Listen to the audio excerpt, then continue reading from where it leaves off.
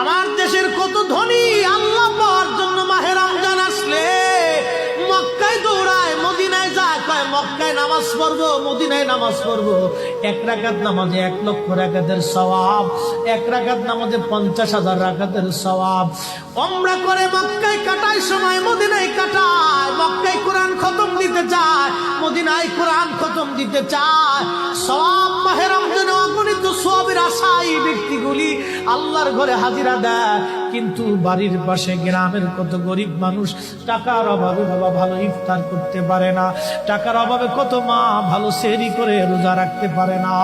এই ধনীরা এই গরিব মানুষের ঘরে খাবার না দিয়ে আল্লাহরে পাওয়ার জন্য মক্কা মদিনায় দৌড়ায়। আল্লাহ ডাক দেখো, বান্দা একবার মরে দেখ, কায়দা মতো জুতা দিয়ে পিটামো, আমার বান্দারা না খেয়ে ইফতার করবে, আর তুই আল্লাহ পাওয়ার জন্য মক্কায় আইছো, এমন আল্লাহ আমি ধরা দেব না। Likey